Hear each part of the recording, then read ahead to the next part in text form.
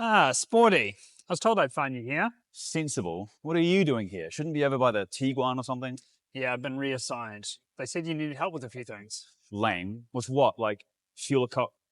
Economy, yes, that's one of the factors. Okay, fine. Hold this. What's this? See ya! Gonna need the keys. Fine, get in. So, what happens when Sporty and Sensible come together? You get this. The Cupra Terramar VZ, and with 265 horsepower, it's faster than the Kodiaq RS, louder than the Tiguan, but all grown up for a Cupra. The question is, how grown up? Let's go. Ready? Oi! That's 100. Whoa, 5.76. 5.76. That's pretty quick, man. They claim 5.9. Quick for a That mid-size is. SUV. Yeah, man. Sound good too. It does sound good. Yeah. Yeah. It is slightly confusing though, because we recently hopped out of the Formentor VZ. Yeah, beautiful and that was car. proper quick.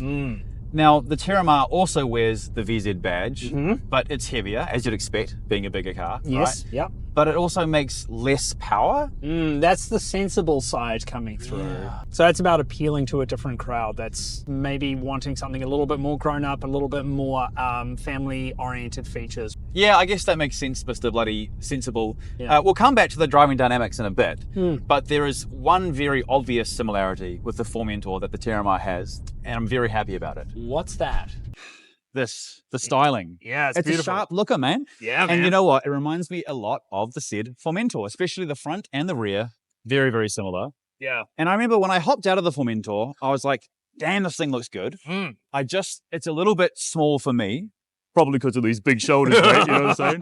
No, it's a little bit small for me. And then, boom, this thing comes out. Yeah. It's as if, someone rubbed a genie bottle and were like, lamp or whatever. So if you're a mythical being, why would you pick one of those places to live? You want to be inherently transportable. Yeah, and you want to be inconspicuous as well. Oh, I've got all the power. Okay, Mr. Bloody thought about being a genie a lot. Anyway, I want the wishes. regardless, it's like as if someone wished for a bigger Formentor and then this thing comes out, which I was very happy about. Yeah, there you go. That's a wish well made. Yeah. I love the blue. I'm not sure if Cosmos blue. Cosmos blue. Yeah. It is a wicked color, eh? Yeah. It makes me think of the potential expansiveness of the universe, and my mind goes everywhere. But, it's gorgeous. That's the intended effect. Yeah. Like the copper accents on the wheels as well. I wish there was just actually a little bit more, and there was sort of lent into a little bit More harder copper. personally. Okay, yeah, because we're seeing some of this sort of graphite grey instead. Yeah. But that does tie into something that we're seeing in the rear end. It's really this light bar. Yeah. That looks so good on it. And hey, you will appreciate this, Mr. Bloody Consistency and Economies of Scale. That is my surname. You have a lucky wife. Yeah. They use essentially the same light bar across their entire range. Yes. And I'm so glad they do because it looks so good. Yeah. But it also ties the brand together nicely on the roads. It absolutely does. And it's very, very noticeable. If you're pulling up behind this one and they're braking, then you say that is definitely a Cupra. Another detail that I particularly like on this rear end is this kind of rear valance. Okay. Because that's the grey bit down here? Yeah, the grey bit. Hey, well done, dude. You're so articulate. Well, you pointed at it. Like grey bit. You pointed at it. No. You mean the ground?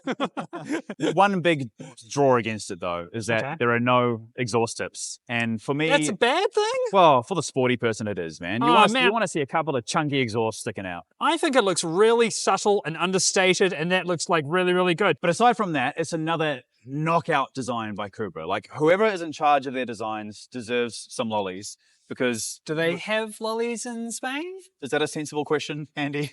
Because when you look at this thing, you actually feel something. And when you compare that to its competitors, you don't really feel so much from them. I'm curious to know what the thing you feel is, because the thing I feel is like satisfaction, man. They've come together and put together a beautiful design. Yeah, I feel more like anticipation, as in I want to drive it. It looks like it's going to be a fun drive. Okay. But there's one more place we have to look at first. Now, the interior is interesting because I was expecting the inside to be much like the Formentor, because the outside is very similar to the Formentor, right? Which is a reasonable thing to assume. That is a reasonable expectation to get from one to the other. A equals B. Yeah. I don't know what A or B or equals means. But it's not quite the case. Two things stuck out immediately to me. One, the vents. The reason why is because in the Formentor, if you recall, they're kind of jutted out in this hexagonal shape that was a similar motif that we'd see throughout the design elsewhere in the car. In here, they're kind of this like rounded off teardrop. It's kind of incongruent with the rest of the design language, and I know that's a word that you should be using, not me. Come on, Sporty. I'm just trying to impress you. 15 love. And something we were talking about earlier off camera is a wish, like in the Formentor, they had a little bit more copper stitching. They've got a little bit on the seats, which looks really, really good, but I think some up on the dash could have been really great. Absolutely. Though they do have it on the steering wheel, which looks really good. Well, but leaning into that a bit more would have been cool. I totally agree, and because that was the second point I was going to make. I noticed the vents first, and the second was the upper dash, because again, the Formentor had that stitching. One thing I do prefer though in this interior is the column-mounted shifter, because it's so sporty. It's not particularly sporty. We're like, let's go for a drive, and you're like, but I appreciate that it's a better use of space. Like I think, I mean, Mercedes have been doing that for years. The ID4 had that, and it's actually very intuitive. It's you don't have to take your hands off the wheel to go forwards and backwards, and so I like that. Yeah. And the other thing I should call out is that the Sennheiser sound system is actually really good. It slaps, with the caveat that it sounds much better in the front than it does in the rear. So it's definitely a driver and passenger focus sound system. Yeah. Speaking of the back's a very important place to talk about. Okay. Because that's one of the main reasons you'll be buying this car, right? Is to make use of the practicality, the extra room in the back, the extra room in the boot, over, say, the Formentor. That's surprisingly sensible of a comment. I was expecting lots of room in here versus the Formentor, where in reality there is more room, but it's not massive. One last thing about the interior. Let me put this into performance mode for you, mate. Nothing screams performance like the shadows gently cascading onto the road in the afternoon sun. Speaking of performance, let's get this thing back out on the road and see how it goes.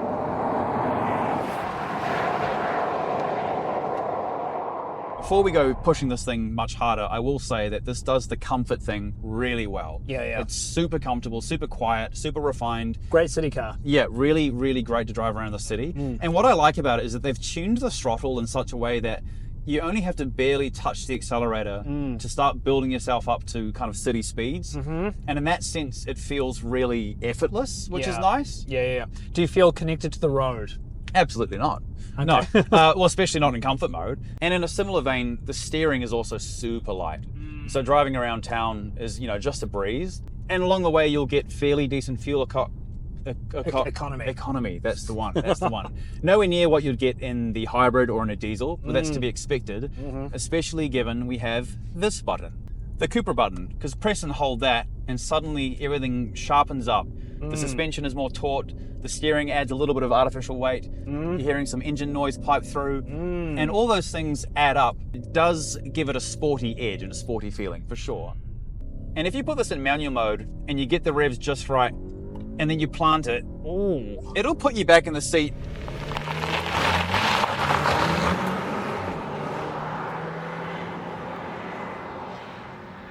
I think it really comes down to your perception. If you have owned fast cars before and you hop in this, it'll feel sprightly, but it won't knock your socks off. Yeah. If you haven't owned fast cars before and you get in this, you will be thinking this is a rocket, Yeah, and that transition is phenomenal for whoever wants to buy this car, right? Because if you're sort of going up into that more sporty feel, that's something that's appealing and maybe something that's novel for you. If you're coming out from a particularly sporty vehicle, you're like, this is super comfortable and it's still giving me that enjoyment. Yeah, that's right, spot on. And I think that is where the sporty and sensible mix is just right. Oh, hey! Hey man, it's just like the YouTube thumbnail and everything. It's all coming together.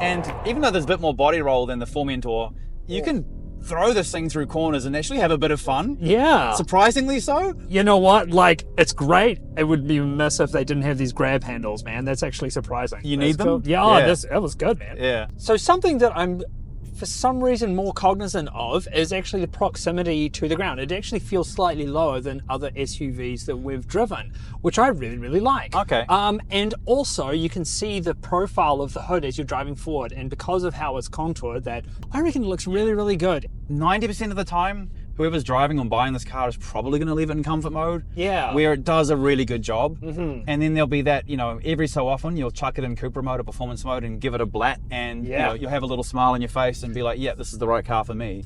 Plat it. Plat it. What a sporty term. Hey man, plat that thing.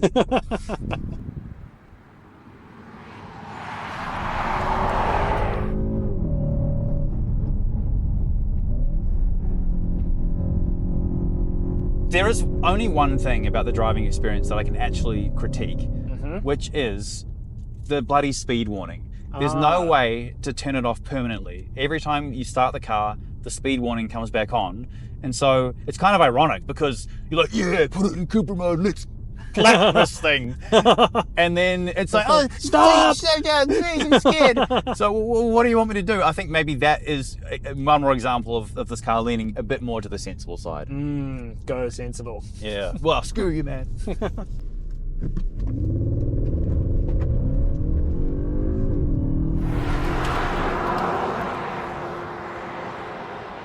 I think that the Terramar VZ is the pick of the bunch if you're comparing it to its siblings like the Kodiaq and the Tiguan, mostly because the styling does a lot for me. I think most of the value is there for me, but it is also the quickest of those, excluding the Tiguan R. Now, if it was sporty and sensible on a spectrum, this is definitely leaning more towards the sensible side. And I guess the question is that what people in this market of this segment of car want? And I think the answer is probably yes. If I was sensible, I'd be wearing sunglasses right now, but that hurts continuity. Yeah, well, it does, and continuity is more sensible than your eye health. So. Damn your eyes.